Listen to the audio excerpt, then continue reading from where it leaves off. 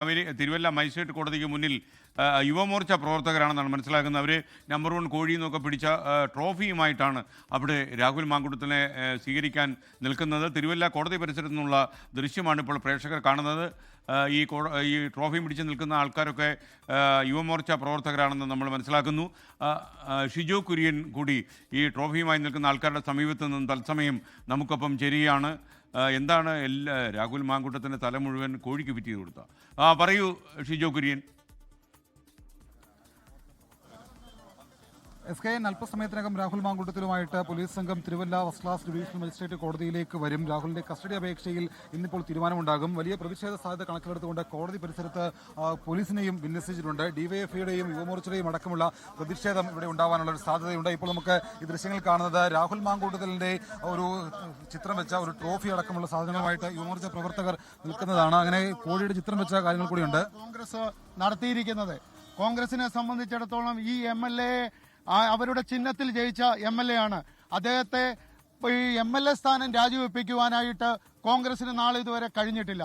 ദിവസവും ചാനലുകളുടെ മുന്നിൽ വന്നു നിന്ന് പ്രതിപക്ഷ നേതാവ് സദാചാരം പറയുമ്പോൾ അവരുടെ കൂട്ടത്തിലുള്ള ഒരു MLA ഇന്ന് കേരളം കണ്ടതിൽ വെച്ച് ഏറ്റവും വലിയ സ്ത്രീ പീഡകനാണ് രാഹുൽ മാങ്കൂട്ടത്തിൽ. ട്രോഫി കൊടുക്കാനാണ് ഞങ്ങൾ വന്നിരിക്കുന്നത്. അദ്ദേഹമാണ് ഈ ട്രോഫി ഏറ്റുവാങ്ങാൻ ഏറ്റവും അനുയോജ്യനായിട്ടുള്ള കേരളത്തിലെ അത്രയും അനുയോജ്യനായിട്ടുള്ള ഒരു വ്യക്തിയുമില്ല. അതുകൊണ്ട് ഈ ട്രോഫി തിരുവല്ലയിൽ വെച്ച് തന്നെ ഞങ്ങൾ രാഹുൽ മാങ്കൂട്ടത്തിന് നൽകും. അപ്പോൾ SKN അത്തരത്തിൽ രാഹുൽ മാങ്കൂട്ടത്തിനെ കൊടുക്കാൻ വേണ്ടിയാണ് കോഴിയുടെ ചിത്രം വെച്ച് ഒരു ട്രോഫിയുമായിട്ട് യുവമോർച്ച പ്രവർത്തകർ ഇവിടേക്ക് വന്നിട്ടുള്ളത്.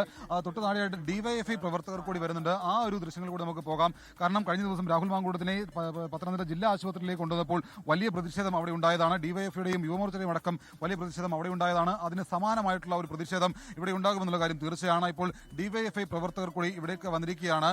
ഇപ്പോൾ വലിയ തരത്തിലുള്ള പ്രതിഷേധം തീർക്കാൻ തന്നെയാണോ? തീർച്ചയായിട്ടും എതിരായിട്ട് DYFI SFI എന്ന നിലയിൽ വളരെ ശക്തമായുള്ള പ്രതിഷേധമാണ് ഞങ്ങളിവിടെ ആരംഭിക്കുന്നത്. ഇത് തുടർന്നും അങ്ങോട്ടുണ്ട്. രാഹുൽ മാങ്കൂട്ട് എവിടെയൊക്കെ പോകുന്നു അവിടെ എല്ലാം ഞങ്ങളുണ്ടാകും. ലോകത്തെവിടെയായാലും ഏത് സമയത്തും 24 വാർത്തകളും ഓഗ്മെന്റഡ് റിയാലിറ്റി പാക്കേജുകളും എക്സ്പ്ലെയിനറുകളും വിശദമായി കാണാൻ ഞങ്ങളുടെ YouTube ചാനൽ നിങ്ങൾക്ക് സബ്സ്ക്രൈബ് ചെയ്യാം.